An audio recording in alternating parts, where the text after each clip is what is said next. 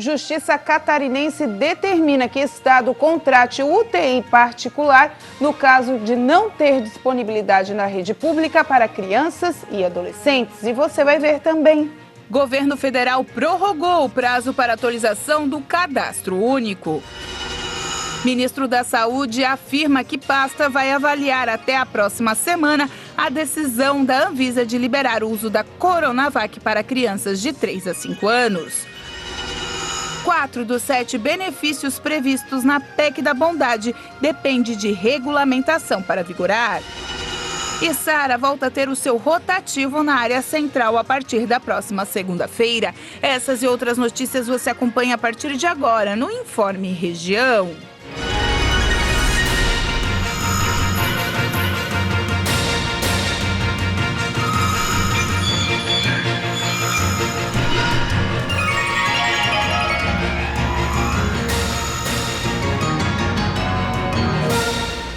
Hoje, sexta-feira, dia 15 de julho de 2022. Tempo segue frio em todo o sul catarinense. A Secretaria do Ministério da Economia informou que os 4 dos 7 benefícios previstos na PEC dependem de regulamentação para vigorar. Após a aprovação com 469 votos a favor e 17 contra, o Auxílio Brasil de R$ 600 vai começar a ser pago em agosto. A proposta de emenda à Constituição deve ser promulgada ainda esta semana por Rodrigo Pacheco, depois de ter sido aprovada em 2 turnos na última quarta-feira pela Câmara dos Deputados. Para garantir a rapidez na aprovação da proposta, todos os destaques, que são as sugestões de alteração no texto, foram rejeitados. O ponto de maior discordância entre os deputados foi o item que autoriza o governo a decretar estado de emergência, sob a alegação de que o aumento no preço dos combustíveis causou enorme impacto para a economia do país. A medida era necessária para autorizar o pagamento dos benefícios em ano eleitoral. Apesar de contestarem essa manobra, os oposicionistas acabaram votando a favor do projeto. A votação acabou com 469 votos favoráveis e 17 contrários. No primeiro turno, a votação havia sido 393 contra 14. A matéria tramitou em um rito atípico, conduzido pelo presidente da Casa, o deputado Arthur Lira. A proposta foi unificada a outra que já estava em andamento e foram realizadas sessões extraordinárias de modo a diminuir os prazos, com direito inclusive a uma sessão de 1 minuto de duração. Nenhuma mudança foi feita no texto aprovado pelo Senado. Se isso acontecesse, a proposta teria que voltar para apreciação dos senadores. A PEC prevê um gasto adicional de 41 bilhões e 200 milhões de reais, não previsto no orçamento federal. Entre os benefícios está o aumento de R$ 400 para R$ 600 do Auxílio Brasil. Além disso, os caminhoneiros vão receber um voucher de R$ 1.000 mensais e o Vale Gás terá seu valor reajustado. O Congresso Nacional derrubou a PEC que tirava o ICMS em cima dos combustíveis. Os deputados e senadores já estabeleceram 2 pontos principais. O Tesouro assumirá os débitos como forma de compensar os estados pela perda de arrecadação. E os estados que não possuem dívidas com a União poderão ser ressarcidos de suas perdas por meio do repasse de receitas da compensação financeira pela exploração de recursos minerais. Também voltou à lei o dispositivo que diz que o total das perdas de arrecadação de ICMS do Estado ou do Distrito Federal irá compor o saldo a ser deduzido pela União. O imposto sobre circulação de mercadorias e serviços é estadual, compõe o preço da maioria dos produtos vendidos no país e é responsável pela maior parte dos tributos arrecadados pelos estados. De acordo com a proposta, combustíveis, gás natural, energia elétrica, comunicações e transporte coletivo passam a ser classificados como essenciais e indispensáveis, o que proíbe os estados de cobrarem taxa superior à alíquota geral de ICMS, que varia de 17% a 18%. Diante disso, governadores de diversos estados criticaram a medida, afirmando que essa limitação causaria perda de arrecadação de até 83 bilhões de reais. O governo federal prorrogou o prazo para atualização do Cadastro Único. As regras foram publicadas no Diário Oficial da União. As famílias que estão há mais de 2 anos sem atualizar os dados devem fazer a revisão cadastral. A data limite para a atualização do Cadastro Único, para evitar o bloqueio do Auxílio Brasil, foi adiada para outubro. E a data limite para evitar o cancelamento da tarifa social de energia elétrica ficou para dezembro deste ano. No caso das famílias que atualizaram o CadÚnico pela última vez em 2016 e 2017 e teriam que atualizar até esta sexta-feira, elas vão poder fazer isso até 31 de julho. No caso das famílias que estão com problemas cadastrais para atualizar os dados, o prazo ficou prorrogado até 31 de dezembro. As famílias podem saber se estão na lista de revisão cadastral por meio de mensagens nos comprovantes de pagamento dos benefícios ou nos postos das prefeituras que cuidam do Cadastro Único. A atualização cadastral deve ser feita presencialmente nos postos das prefeituras de cada cidade. E a orientação do governo é agendar o atendimento pela internet antes. Se o beneficiário não fizer a revisão cadastral no prazo estipulado, pode ter o benefício bloqueado e cancelado. A seguir, carregadores de celulares podem ser normal, padrão no Brasil.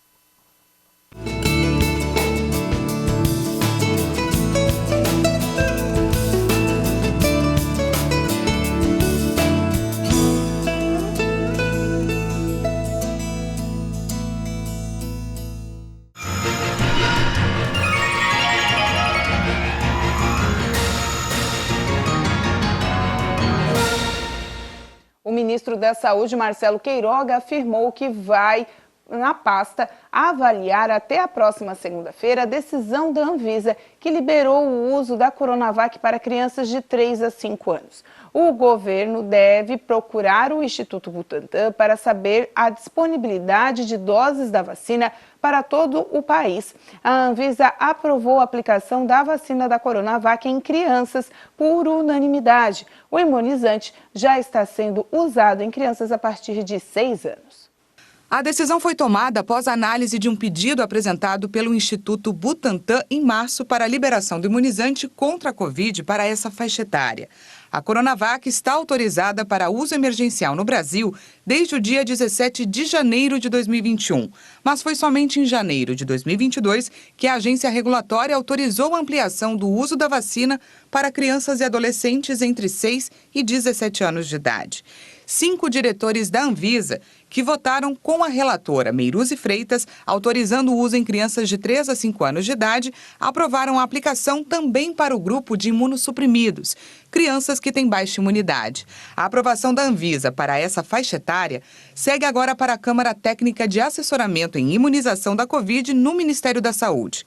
A aprovação depende dessa análise técnica do governo federal para que a imunização desse público seja de fato iniciada.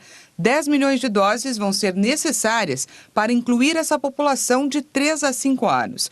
O esquema vacinal para crianças a partir dos 3 anos de idade é o mesmo recomendado para os adultos, 2 doses aplicadas em um intervalo de 28 dias. A vacina vai ser a mesma já aplicada na população em geral.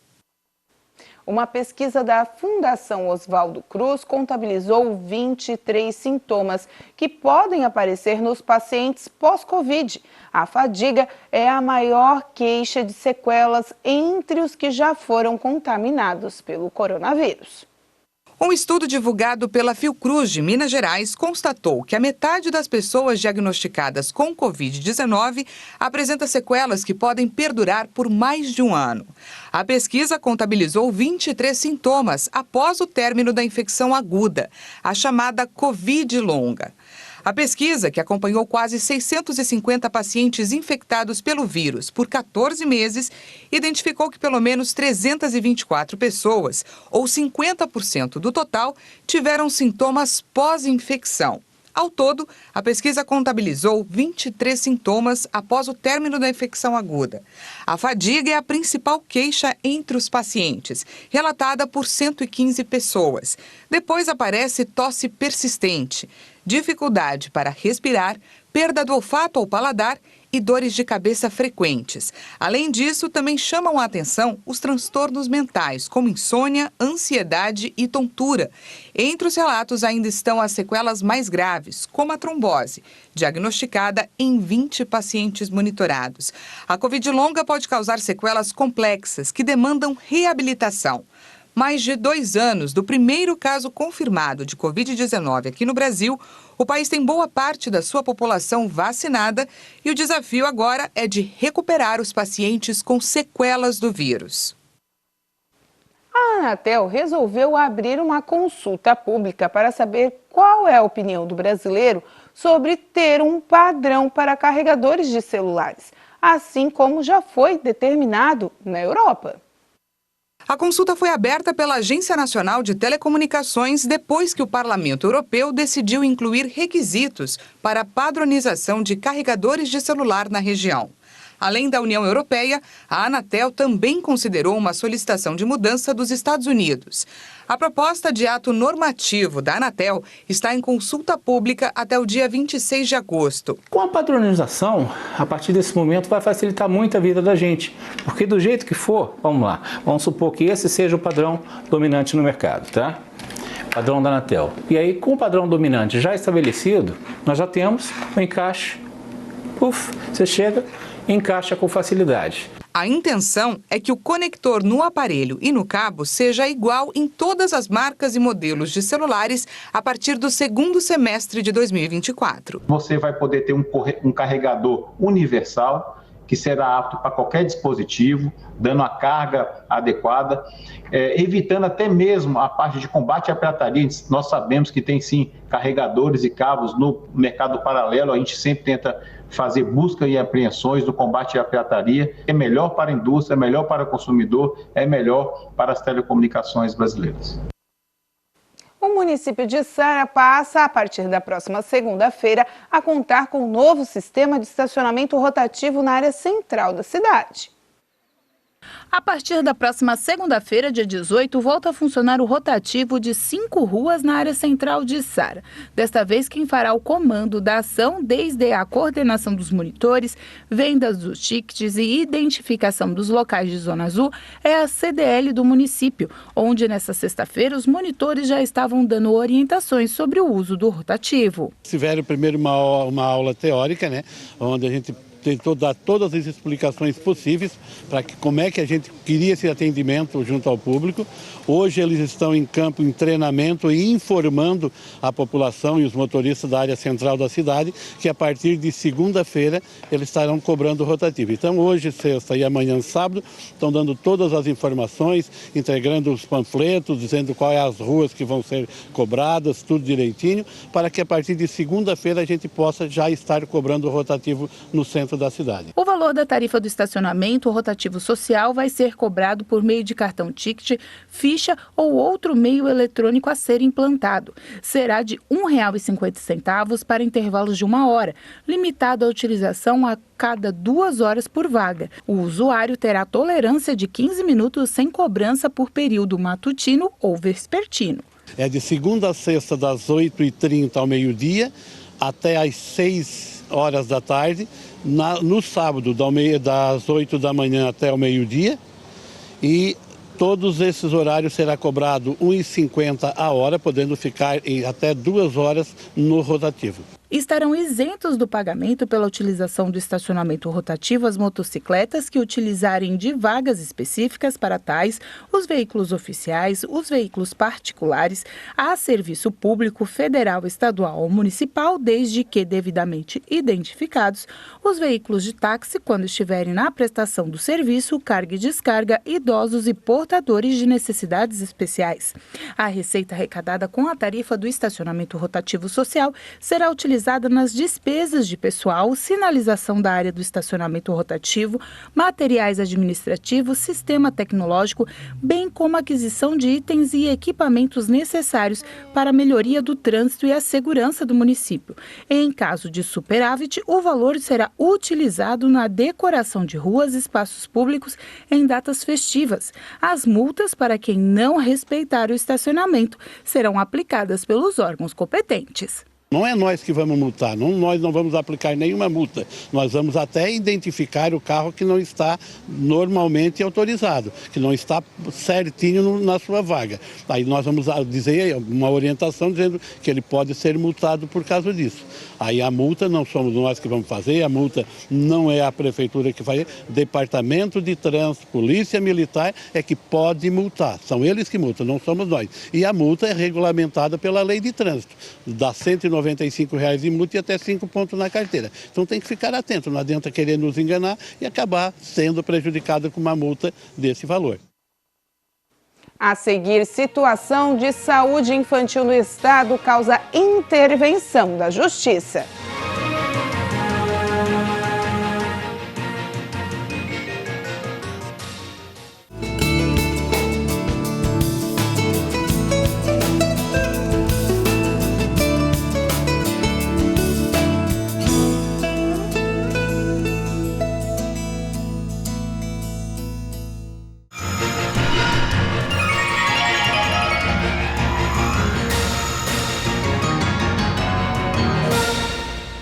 O estado de Santa Catarina está em situação de emergência em saúde pública até o mês de agosto. E para poder agilizar a contratação de abertura de novos leitos para atendimento, principalmente de crianças e adolescentes nos hospitais do estado.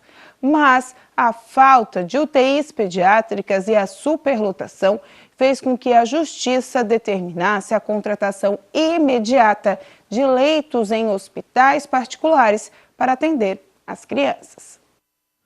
A Vara da Infância e Juventude de Florianópolis determinou que o estado de Santa Catarina garanta imediatamente o atendimento de todas as solicitações de leitos pediátricos e neonatais em enfermarias ou UTIs feitas para crianças e adolescentes na rede pública.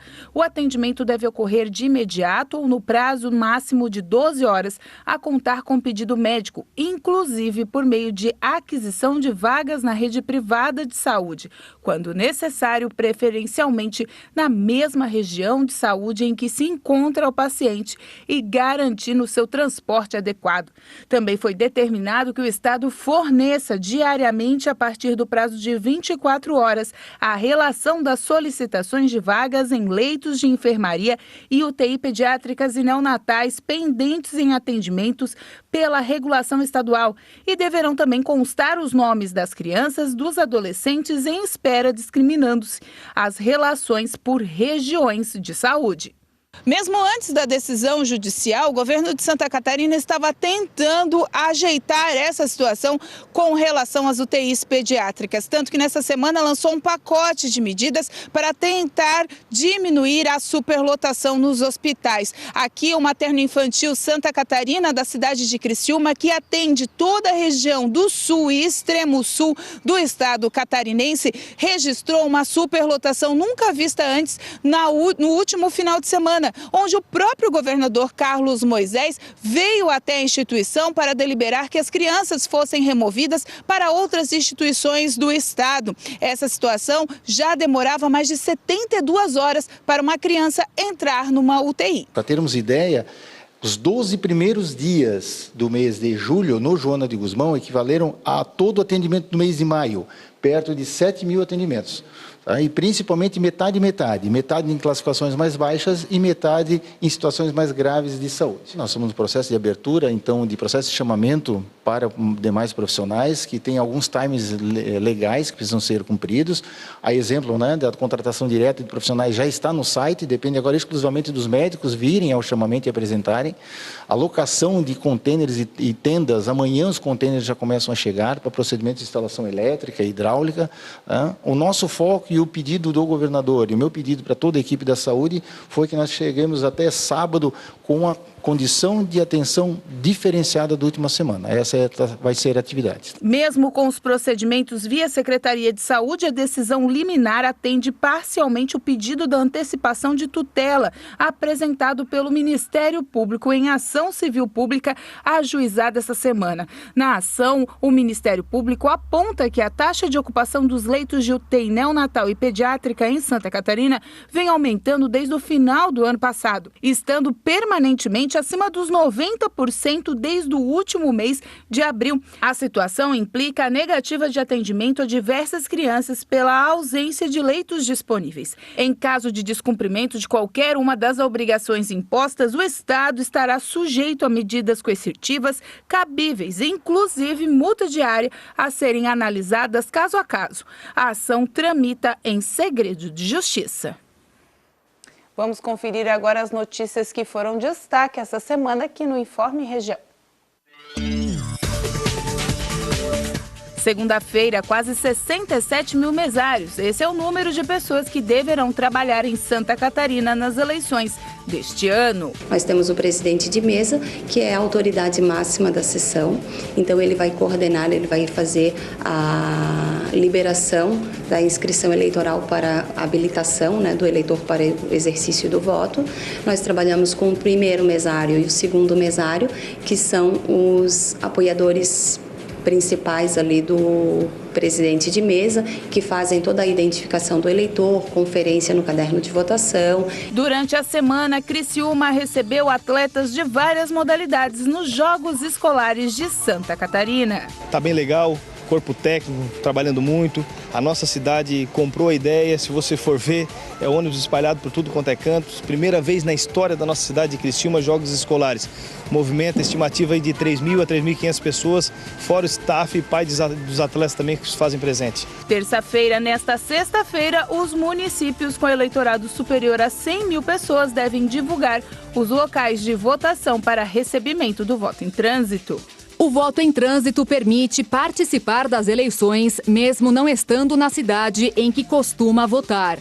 O protocolo deve ser cumprido para que o eleitor tenha o prazo de um mês, a partir da próxima segunda-feira, dia 18 de julho, para abrir uma solicitação informando ao cartório eleitoral o local onde pretende votar.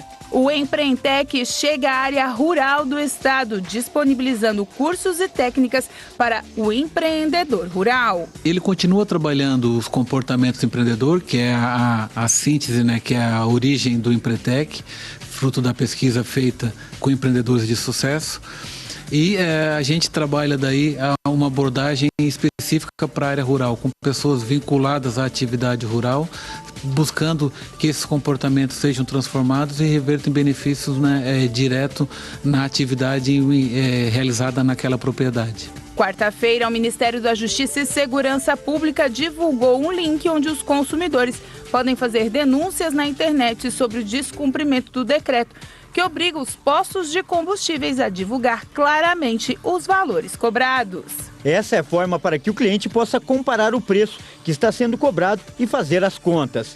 No site disponibilizado pelo governo, há um formulário para informar o nome e a localização do estabelecimento, além de uma foto. O objetivo é fazer os donos dos postos cumprirem o decreto, que obriga a divulgação dos valores cobrados por litro naquela data. Uma startup de Criciúma está lançando agora em agosto uma criptomoeda voltada para a cidade. Então a ideia inicial era que fazer a moeda para trabalhar ela o recebimento de impostos da cidade. Como a gente sabe que tem uma questão burocrática em relação ao poder público e tudo mais, então nós decidimos fazer essa moeda, lançar uma iniciativa própria, nós mesmos estamos lançando ela, não tem nenhuma ligação com o município da cidade, né?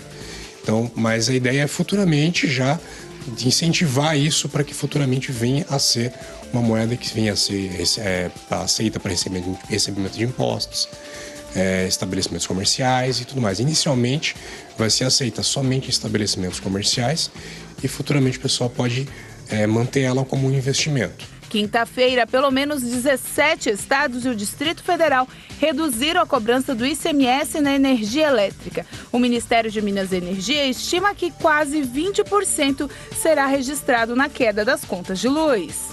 Além da mudança do ICMS, a pasta levou em consideração um aporte que deve ser feito após a privatização da Eletrobras, com uma redução de 2,5% nas contas e uma queda de 5,5% por conta dos créditos de PIS e COFINS, que são os impostos federais. No cálculo, o Ministério de Minas e Energia levou em consideração uma casa que gasta em média R$ 150 com a conta de luz por mês. Nesse caso, a redução média no país deve ser de 19,5%, com a fatura caindo para R$ 121. Tem Criciúma em campo hoje, mas a diretoria do Tigre espera bater a meta de 16 mil associados. A gente tem que limitar agora a capacidade do estádio, que é de 19.200 pessoas. Então a gente tem que limitar a quantidade de sócios para a gente ter alguns ingressos para vender, umas coisas assim. Então a gente limitou em 16 mil sócios. Chegando no 16 mil sócios que têm direito a acesso ao estádio, a gente não vai fazer mais adesões.